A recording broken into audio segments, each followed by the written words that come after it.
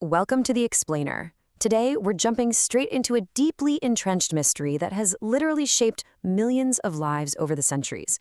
We're asking one simple but massive question. Does a physical institution actually have the power to save you? Now, for generations, we've been told that belonging to a specific, visible organization is the ultimate safety net. It's pitched to us as a literal Ark of Salvation. But when we strip away the layers of tradition and look at the raw historical and biblical data, well, a completely different and frankly stunning picture emerges. Okay, let's dive into this, starting with the very metaphor most commonly used to defend this whole idea, Noah's Ark. Building this immense structure was a slow, incredibly laborious process. All that man could possibly do was done to render the work perfect. Yet, as the historical record clearly notes, the Ark could not of itself have withstood the storm which was to come upon the earth. The fact is, perfectly built physical structures are entirely incapable of saving anyone without God's direct intervening power. The wood and the pitch didn't save Noah, divine preservation did. It's really that simple.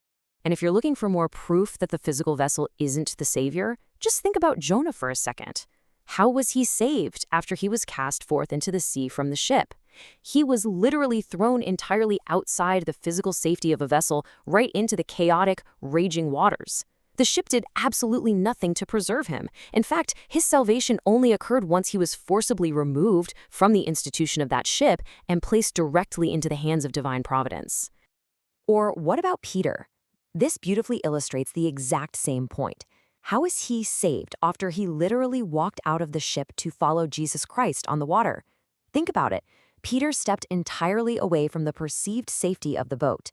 His preservation on that stormy Sea of Galilee had absolutely nothing to do with the wooden planks of the vessel behind him, and literally everything to do with his direct connection to Jesus.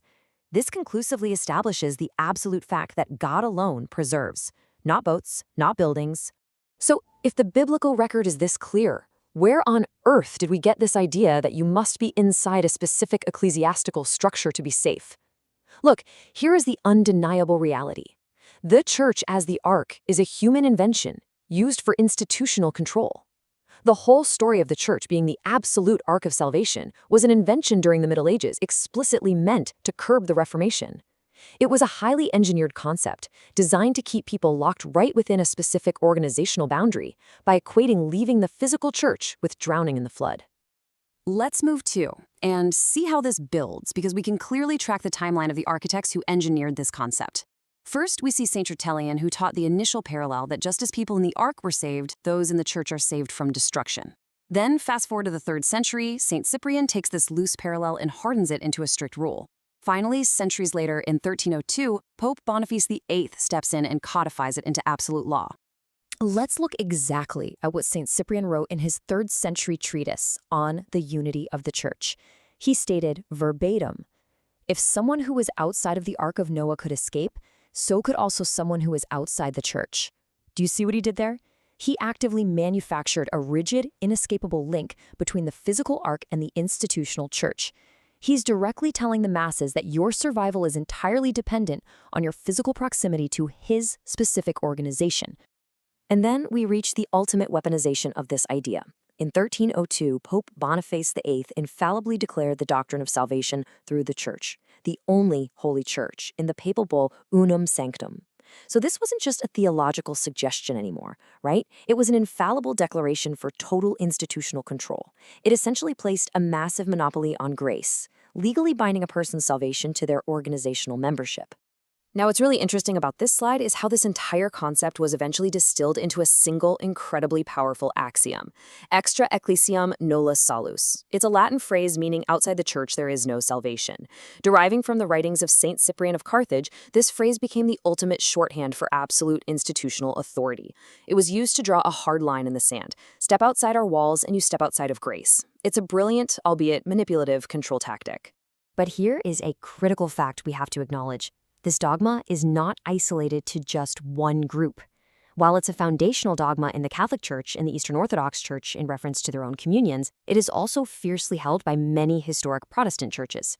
Despite breaking away from Rome, historic Protestant theologians fell to the exact same deception and actively propagate it. For example, John Calvin actively taught this, writing verbatim, "Beyond the pale of the church, no forgiveness of sins, no salvation can be hoped for." They utilized this exact same institutional dogma to maintain authority over their own communions. Which brings us to a massive clash of viewpoints. On one side, we have the institutional church model. This is founded on the rigid belief that Jesus established one visible institutional organization, and that it serves as the exclusive means by which the graces won by Christ are communicated to believers. Conversely, we have the spiritual church model, which defines the church simply as all those who will be saved, with absolutely no emphasis on a visible organization. Denominations actively utilize that institutional model to falsely claim they are the sole vessel for grace. And make no mistake, this isn't just dusty medieval history. This institutional control tactic is actively used today. It's happening right now. Unfortunately, even Seventh-day Adventists are using it. Across various denominations today, leaders will still point to their specific organizational structure and tell their members, do not leave the Ark. They are literally recycling an invention from the Middle Ages just to maintain their modern institutional borders. So the crucial point is this: God alone preserves. Period. Just as we saw with Noah's Ark, with Jonah surviving in the turbulent sea, and with Peter walking on the water, physical structures and organizations are completely incapable of saving anyone.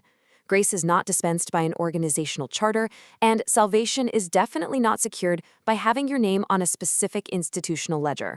True preservation comes from divine power alone, completely independent of any humanly constructed walls. Which leaves us with the most important question of all today. Will you rely on a human-invented institution for your salvation, or will you rely directly on the divine power that actually preserves? It is incredibly important to deeply reconsider the necessity of the institutional ark. Don't let centuries of manufactured dogma dictate your understanding of grace. Thank you so much for joining me for this explainer. Keep asking those hard questions and keep seeking the truth.